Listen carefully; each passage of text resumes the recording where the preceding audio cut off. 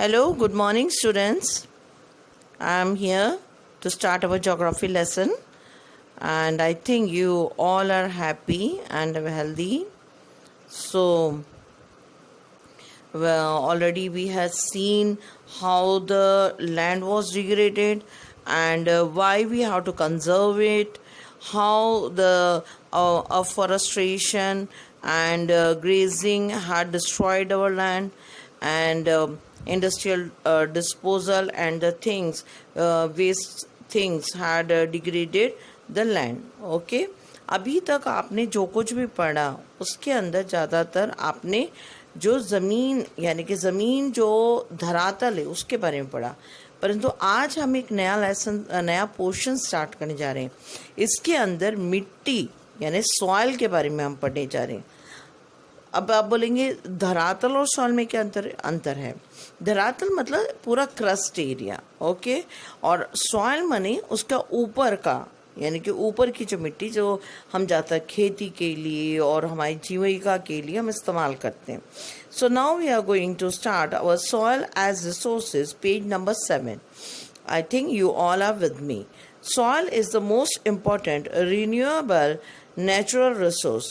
It is the medium of plant growth and support different type of living organisms on the earth. अगर हम देखें तो soil जो है एक renewable natural resource है और ये जो है पेड़ पौधों को और जीवधारियों को, माइक्रो ऑर्गेनिजम्स को सपोर्ट करता है, उनकी ज़िंदगी को मदद करता है. We all know that. Now soil is a living system. Soil एक जीवित सिस्टम है. ये बेहद अजीब चीज़ है जो आप बाद में समझेंगे धीरे धीरे. तो जो सॉइल जो है एक जीवित सिस्टम है और इस जीवित सिस्टम के बारे में हम जब इसको जीवित सिस्टम करके कहते हैं तो कैसे, क्यों, तो उसके बारे में हम देखेंगे. It take millions of the year to form soil up to a few centimeter in depth. आप सोचिए मिलियन ईयर लेता है, मिलियंस ऑफ ईयर लेता है, मतलब कई मिलियंस लेता है 1 इंच ज़मीन के नीचे तक की ज़मीन बनाने में. ठीक है. देन अगर हम देखें तो ये जो मिट्टी बनती है ये वहाँ के पैटर्न रॉक यानी कि जिस चट्टान के टूटने से ये मिट्टी बनी है वो, वहाँ का मौसम, वहाँ की वेजिटेशन यानी कि वहाँ की जलवायु वहाँ के पेड़ पौधे, ये इन चीज़ों के साथ बनने में कितना समय लगा, कितना टाइम लगा उसको, ये सारी चीज़ें डिपेंड करती है उन सारे फैक्टर्स को जो सॉइल फॉर्मेशन, ये सारे फैक्टर्स है जो सॉइल फॉर्मेशन में मदद करते हैं. ओके.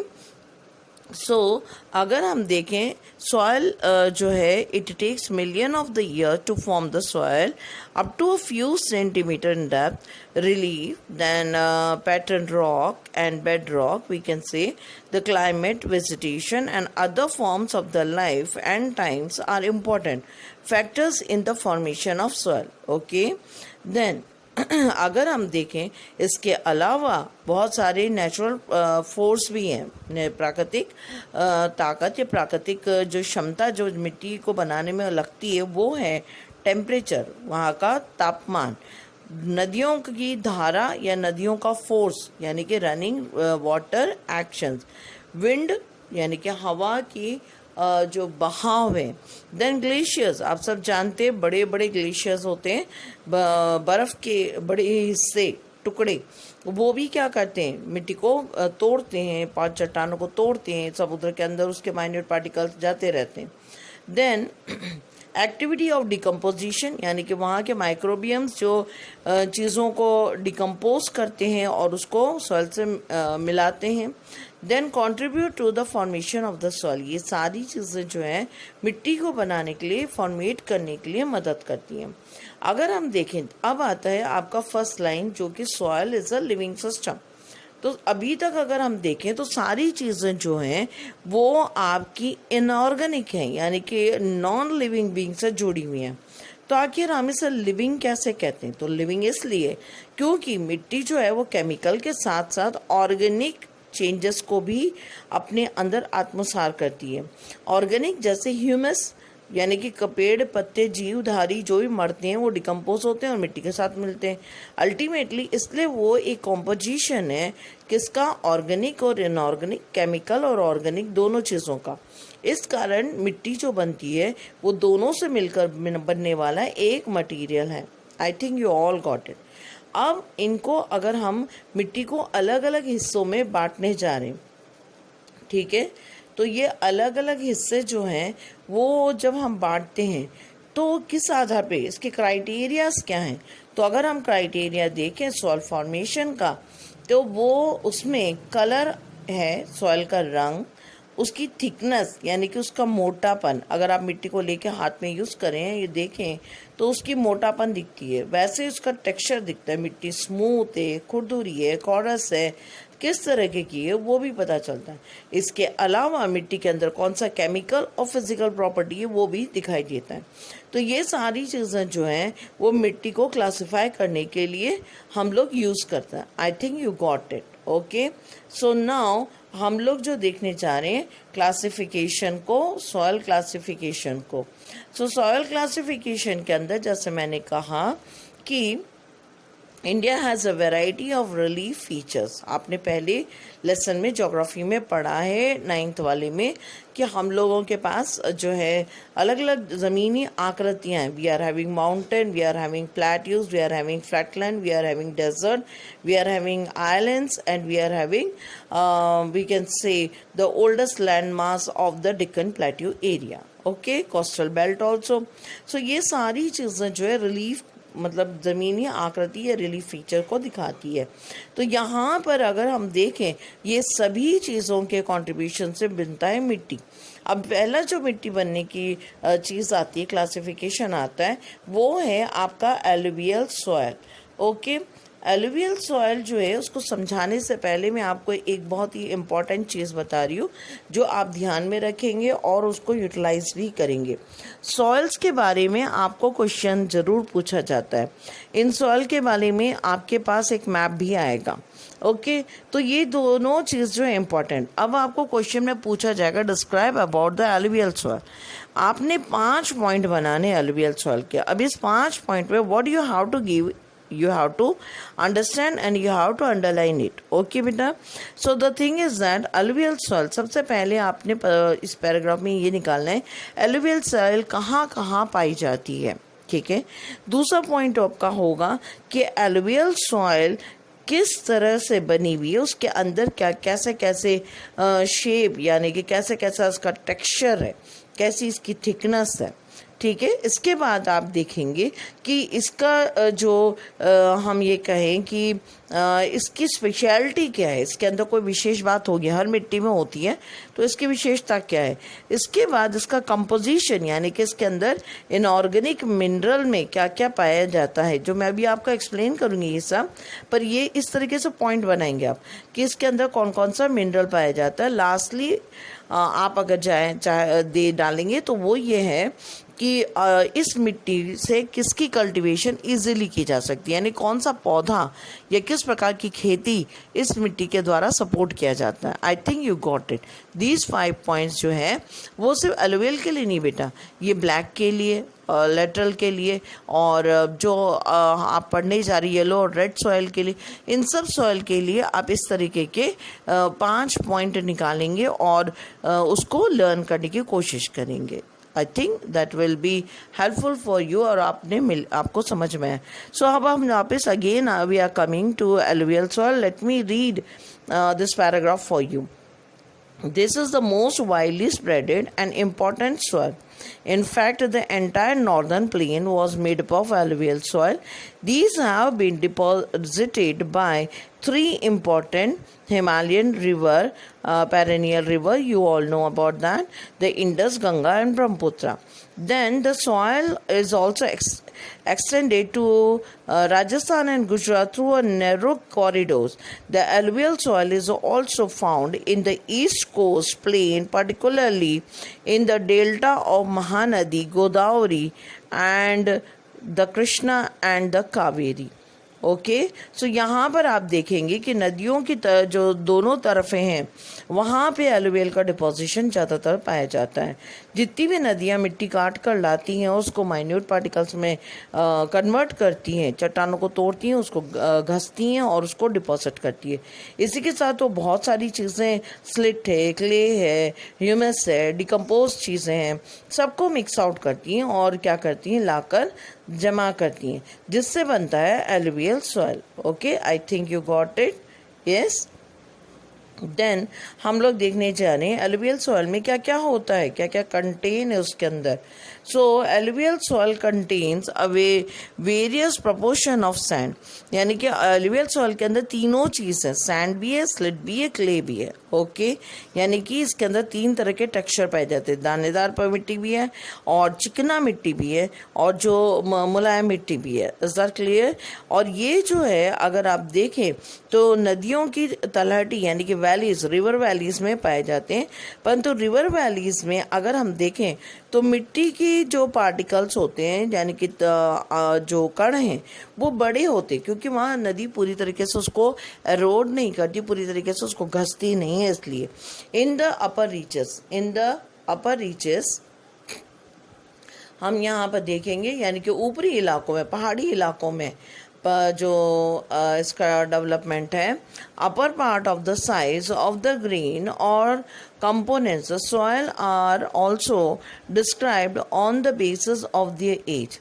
देन अगर हम देखें तो ऊपर वाले जो इलाके हैं रिवर वैलीज, वहाँ तो ये कोरस होती है, दानेदार होती है। दानेदार होने के साथ ही इस इलाके में इन्हें तीन हिस्सों में, इन मिट्टी को हम तीन हिस्सों में दानों के आधार पे देख सकते हैं। एक तो आपके धूसर है, कोरस है और तरई है। इसमें आपने देखा हो तो जहाँ पर भी नदियाँ बहती हैं उन नदियों के अंदर जो इलाके होते हैं, इन इलाकों में जो तराई वाले इलाके हैं वहाँ पर जो ऐसा जंगल है और जंगलों के बीच में कंकर और मिट्टी, गारा दोनों मिक्स है, वहाँ पे बीच में होकर पानी बहता है। जो कोरस है वहाँ कंकर ज़्यादा है और जो दूसरा इलाका है वहाँ तो नदी के एकदम साइड में मिट्टी नहीं होती बेटा, साइड में आपको बड़े स्टोन्स मिलते हैं, उसके बाद आपको छोटे ग्रेनाइट्स और कंकड़ मिलते हैं, उसके बाद जो है मिट्टी और कंकड़ वाला मिक्स इलाका जहाँ पे जंगल है और पानी भी है। तो वहाँ पर अगर आप थोड़ा सा गड्ढा करेंगे तो आपको पानी निकल के दिखाई देगा। यानी कि ये इस तरीके का एक सिस्टम होता है रिवर वैली एरिया में, जिसको आप देख सकते हैं इस इलाके में। इसके अलावा apart from the size there are grains और components, then soils are also. यहाँ पर अगर आप देखें तो ये जो मिट्टी है उसके अलावा, यानी कि आपके इसके नदी से थोड़ा दूर वाले इलाके पे फिर आपको देखेंगे तो अलग अलग साइज़ के आपको क्या मिलेंगे, मिट्टी मिलेंगे। ठीक है, इसमें आपको मिलेगा मतलब अगर हम देखें तो उसके एज के अकॉर्डिंग, यानी उम्र के अकॉर्डिंग और उनके टेक्सचर के अकॉर्डिंग हम इसको दो हिस्सों में डिवाइड करते हैं। तो वो है आपका, एक तो है भांगर और दूसरा है खादर। ठीक है, भांगर जो है वो पुराना एलुवियल सॉइल होता है और खादर जो है वो नया। अब ध्यान से समझिए क्योंकि मैं आपको विजुअलाइज नहीं कर पाऊँगी। तो आपने मैडन देखे थे जब नदी का समतल वाला ड्रेनेज में आपने मैडन देखे थे, जब समतल ज़मीन पे नदी आती है तो मैडन्स बनाती है, यस, टर्न बनाती है सी और एस स्टाइल में। तो ये मैडन्स जो हैं उस कोने में अगर हम देखें तो क्या होता है, ये मिट्टी को डंप करती है, अपने साथ लाई हुई जो बेकार का कचरा मिट्टी होती है उसको डंप करती है। ठीक है, अब जो नया मिट्टी आती है जिसे हम खादर कहते हैं, ये पुश करती है। ये क्या करती है, नदी के किनारे से पुश करती है पुरानी मिट्टी को, पुरानी मिट्टी खसक कर क्या जाती है पीछे की ओर। I think you got it. तो जो पीछे की ओर जाती है तो वो बन जाती है भागर, वो लेस वर्टाइल होती है और उसके अंदर जो टाइम पीरियड के साथ उसके कैल्शियम कंटेंट ज़्यादा होने के कारण वो कंकर यानी कि नोड्यूल्स जो होते हैं वो बढ़ जाते हैं उसके अंदर। तो ये जो इसकी फर्टिलिटी और इसके अंदर कंकर और इसके जो ओल्ड एज होने के कारण इसकी प्रोडक्शन जो है वो कम होती है, जबकि खादर जो है वो बिल्कुल माइन्यूट पार्टिकल्स हैं, वो जो हम कह सकते हैं बिल्कुल यंग है और वो यंगली न्यूली डिपॉजिटेड है, तो वो क्या होती है, बहुत ज़्यादा फर्टाइल होती है। जब भी इनका डिवीजन आए तो आपके पास 3 पॉइंट्स होंगे आपके हाथ में भागर और खादर के लिए। Okay, I will repeat it again because most of the time board में ऐसे क्वेश्चन आते हैं कि differentiate between bhangar and khadar. Then यहाँ पर अगर हम देखें तो जो आपका पहला भागर है वो ओल्ड एलुवियल है, उसके अंदर जो है कंकर ज़्यादा मात्रा में है और वो लेस फर्टाइल है, जबकि आपका खादर जो है वो न्यू एलुवियल डिपोजिशन है, वो फर्टाइल है, उसके पार्टिकल फाइन है। I think you got the 3 points. Okay, if you want you can elaborate it, इसको थोड़ा बड़ा भी कर सकते हैं आप। Okay, alluvial soil as a whole a very fertile, most of the soil contain adequate proportion of potash, for then phosphoric acid and the lime, which are ideal for the growth of sugarcane, paddy, wheat and other cereal and pulses crop। अगर हम देखें, जैसे मैंने आपको कहा था 5 points बनाने, तो उसमें देखिए ये वाला एक पॉइंट आ रहा है आपका, जो कि इसके अंदर कैल्शियम जो केमिकल कंपोनेंट्स के बारे में बता रहा है। इस मिट्टी में एलुवियल के अंदर पोटैश होता है, फॉस्फेरिक एसिड होता है, लाइम होता है। ये सारी चीज़ें जो हैं ये मिनरल्स हैं इसके अंदर, और इसीलिए ये जो है गन्ने को और चावल को और गेहूं और दूसरे अन्न और जो दलहन यानी कि दालों को उगाने में बेहद उपयोगी हैं। और ये इस कारण से, क्योंकि बहुत ज़्यादा फर्टाइल है और बहुत ज़्यादा यूज़फुल है, इसलिए ये इंटेंसिवली क्या किए जाते हैं, कल्टीवेट किए जाते हैं। आप लोगों को मालूम, आपने पढ़ा है आपका पालमपुर, तो पालमपुर में आपने देखा होगा कि वहाँ 3 सेशन में 3 सीजन्स में कल्टीवेशन होता है, यानी कि ज़मीन जो है नेट सोन एरिया है वो बार बार कल्टीवेट हो रही थी और प्रोडक्शन दे रही थी। बिल्कुल वैसे ही ये जगह भी है। तो ये जो आपका एलुवियल सॉइल वाला इलाका है, जब आप मैप में देखेंगे तो लाइट ग्रीन है, ये उत्तर प्रदेश है, और आपका जो पंजाब वाला इलाका है, कुछ पतली सी एक गली है जो राजस्थान से होती हुई गुजरात में जाती है, और अगर हम देखें तो आपका ईस्टर्न कोस्टल एरिया है, क्योंकि महानदी और दूसरी नदियों के डिपोजिशन के कारण। ओके, तो ये जो है इस डिपोजिशन के कारण यहाँ पर ये सारी फैसिलिटी है कि खूब ज़्यादा इसको क्या किया जाता है, कल्टीवेट किया जाता है। जहाँ अच्छी कल्टीवेशन है, फ्लैटलैंड है, अल्टीमेटली वहाँ पर पॉपुलेशन भी डेंस हो जाती है, यानी कि वहाँ की पॉपुलेशन भी घनत्व बढ़ जाता है। I think you got it. Then the soil is कई सूखी जगह जहाँ पानी ज़्यादा नहीं है तो वहाँ पे ये अल्कलाइन प्रॉपर्टी दिखाती है मिट्टी। तो अल्कलाइन प्रॉपर्टी आप जानते हैं ना, acidic property and alkaline property. तो अल्कलाइन प्रॉपर्टी को रिड्यूस करने के लिए उसको ट्रीटमेंट देना पड़ता है, उसको जो उर्वरकता देनी पड़ती है, ट्रीटमेंट देना पड़ता है, और प्रॉपर इरिगेशन करना पड़ता है, यानी सिंचाई व्यवस्था देनी पड़ती है, तब जाकर ये ज़मीन बेहद अच्छी हो जाती है और इसका इस्तेमाल किया जा सकता है। I think you got the alluvial soil and you got what you how to write in that 5 points, and not only that the difference between khadar and bangar. I think okay. Then we will go for the black soil.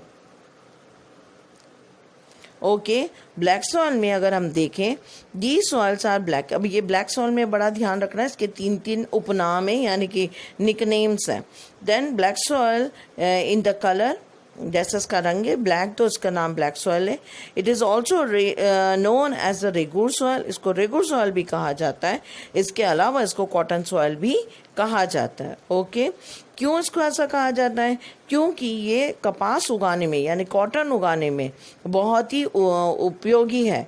ये जो ऐसे मिट्टी है, काली मिट्टी ऐसी है जिसके अंदर कपास की पैदावार बड़े पैमाने में होती है। इसीलिए इसको रेगुर सॉइल या कॉटन सॉइल भी कहा जाता है। It is believed that the climatical condition along with the parental rock material are the important factor for the formation of the black soil.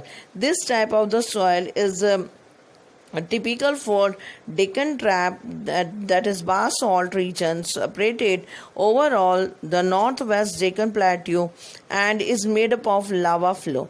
अगर हम देखें तो यहाँ पर आपने जब पढ़ा होगा तब आपको याद होगा कि आपका जो डेक्कन प्लेट्यू एरिया है, डेक्कन प्लेट्यू एरिया है वो आपके किससे बना हुआ है? डेक्कन प्लेट्यू एरिया जो है वो आपके लावा फ्लो से बना हुआ, यानी कि लावा जो है वहाँ पर होता था और इग्नियस रॉक वहाँ पर थी, जिसके कारण वहाँ बास सॉल्ट वाला यानी कि एक चट्टान है, ये चट्टान का नाम है, तो वो बना। तो अब आप देखिए लावा और चट्टान जो इग्नियस रॉक और ये केमिकल जो लावा से के ठंडे होने से बना, तो वो जब डिकम्पोज हुआ तो उससे बनने वाली मिट्टी जो है वो ब्लैक सॉइल कहलाती है। ठीक है, अब यहाँ पे अगर हम देखें तो ये मिट्टी जो है वो ख़ास तौर से महाराष्ट्र, सौराष्ट्र और उसके बाद अगर हम देखें मालवा, मध्य प्रदेश, छत्तीसगढ़ और उसके बाद इसका एक्सटेंशन जो है south east direction along with the Godavari and Krishna valley तक जाता है। ओके, तो अगर हम यहाँ देखें तो ये हमें सारी चीज़ें जो हैं, ये सारे इलाके जो हैं वो ब्लैक सॉइल यहाँ पर पाई जाती हैं। और ये सब आप सब जानते हैं, पढ़ा है आपने 9th में कि ये प्लेट्यू जोन है। ओके, तो इसके पेरेंटल जो रॉक है यानी कि ज़मीन का जो चट्टानी हिस्सा है, जब वो घसेगा और टूटेगा और वेदर्ड होके जो सॉइल में कन्वर्ट होगा तो वो ज़रूर ब्लैक सॉइल में ही कन्वर्ट होगा। Then the black soils are made up of extremely fine than clay material. They are well known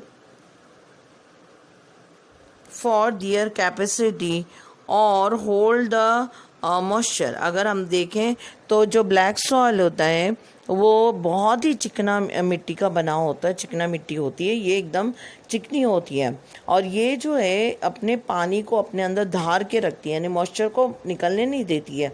तो ये जो है इसके अंदर बहुत सारे न्यूट्रिएंट्स भी होते हैं, जैसे कैल्शियम कार्बोनेट है, मैग्नीशियम है, पोटाश है, लाइम है। ये these soils are generally poor in phosphoric content, परंतु अगर हम देखें तो वो जो ब्लैक सॉइल है उसके अंदर आपके फॉस्फेरिक कंटेंट नहीं है। आपने एलुवियल में देखा था फॉस्फेरिक एसिड है, पर इसमें नहीं है वो चीज़। ओके, होता है मिट्टी में कुछ में कुछ होता है, किसी में कुछ नहीं होता है। तो ये सारी चीज़ें अगर हम देखें तो इसके अंदर जो जो चीज़ें हैं वो सारी मिनरल्स जो हैं वो डिफरेंट है, वो अलग से है। और ये जो मिनरल्स हैं वो इसके उत्पादन को, जो कॉटन सॉइल है और जो हमारे कह सकते हैं मूंगफली है, ग्राउंडनट है, उन सबको बहुत अच्छे से सपोर्ट करता है कल्टीवेट होने में। इसके अलावा इसकी एक स्पेशलिटी, जैसे मैंने कहा हर एक मिट्टी की स्पेशलिटी है, तो इसकी भी एक स्पेशलिटी है बच्चों, तो वो हम देखने जा रहे हैं। They develop deep cracks during the hot weather which helps in the proper aeration of the soil. जब ये सूखी हो जाती है यानी इसके अंदर से मॉइस्चर हट जाता है और जो गर्मी के समय में होता है वहाँ पर उन सब चीज़ों के अंदर अगर हम देखें तो तड़ पड़ जाती है या क्रैक्स आ जाती हैं। ठीक है, तो क्रैक आएगी तो ज़मीन के अंदर तक हवा का आदान प्रदान आना जाना हो जाता है, जो काफ़ी अच्छा होता है मिट्टी के लिए। जब हवा की जो सॉइल पार्टिकल्स में हवा जाती है तो सॉइल पार्टिकल्स को एरिड होने में और जो आने नेक्स्ट जो पेड़ लगाने जा रहे हैं उनको एरिड होने में मदद मिलती है। परंतु ये बहुत, इसकी एक प्रॉब्लम भी है कि ये बहुत स्टिकी होती है। बारिश की पहली शावर के साथ अगर इसे कल्टीवेट नहीं किया तो बहुत ही मुश्किल होगा इसको क्या करना, डिग आउट करना। तो जैसे ही बारिश की पहली शावर पड़ती है इसके ऊपर, इसको क्या करना पड़ता है, इमीडिएटली ट्रेल्ड आउट करना पड़ता है, यानी खोदना पड़ता है या जोतना पड़ता है, क्योंकि बाद में अगर हम देखें तो ये बहुत ही स्लिपरी हो जाती है और इसके ऊपर काम करना बहुत मुश्किल होता है। इसीलिए प्री मॉनसून पीरियड में इसके अंदर कल्टीवेशन शुरू किया जाता है। और यहाँ पर आप देख सकते हैं कि हमने आज जो है सॉइल के जो हम डिविजन्स को देखा, हमने ये भी देखा कि सॉइल की जो प्रोफाइल है, यानी कि पैटर्न रॉक के बाद जो उसके टूटे वेदर्ड पार्टिकल के बाद में उसके सेमी वेदर्ड पार्टिकल जिसमें सॉइल और वो है, और सबसे ऊपर जो आपका आता है टॉप सॉइल जिसके अंदर ह्यूमस और माइन्यूट पार्टिकल है जो आपके पिक में दिख जाएगा आपको। तो वो सारी चीज़ें उसके साथ ही अगर हम देखें तो इसके अंदर हमने आज देखा किस प्रकार से हम सॉइल को क्लासिफाई करते हैं, फिर हमने एलुवियल सॉइल को पढ़ा, फिर एलुवियल सॉइल के अंदर 5 पॉइंट्स जो मैंने आपको एक्सप्लेन किए, ब्लैक सॉइल पढ़ी हमने आज। So we had gone through with the black soil and I will try to send this map also so that it can be helpful for you. You have to go through with the map. ये कई बार half ईयर्लीज में और exams में आता है, so please आप इसको ज़रूर do learn it, because afterwards you will purchase the map skill, we will do it in our classroom. So पहला जो है जैसे फॉरेस्ट माउंटेन वाला जो एरिया है जहाँ पर बहुत सारे जंगलात हैं, जो हिमालय से लेकर हमारा जो कह सकते हैं ब्यूटी एरियाज़ हैं, सिक्किम है और उसके बाद अरुणाचल प्रदेश का इलाका कुछ, ये पूरा जो हमारे फॉरेस्ट और माउंटेनियस एरिया वाली सॉइल पाई जाती है। लाइट ग्रीन में आप देखेंगे एलुवियल सॉइल है, रेड और येलो सॉइल रेड और लाइनिंग में है। ब्लैक सॉइल जो है अगर देखें तो गुजरात और महाराष्ट्र और कुछ कर्नाटका का इलाका ब्लैक वाला है, और उसके बाद आता है रेड, बहुत पिंक कलर का, बहुत ही कम जगह पे पाया जाने वाला, ख़ास तौर से आपका कोरोमंडल कोस्ट है, देन आपका चेन्नई का कुछ इलाका है और तेलंगाना वाला इलाके में या आंध्रा वाला थोड़ा सा इलाका है, वहाँ पे आपके आता है लेटराइट सॉइल, और एरिड जहाँ हम रहते हैं वो आता है एरिड सॉइल यानी रेगिस्तानी मिट्टी में, जो हम बाद में देखने वाले हैं। So that's all for today childrens and have a nice day, stay safe, take care, study well, bye.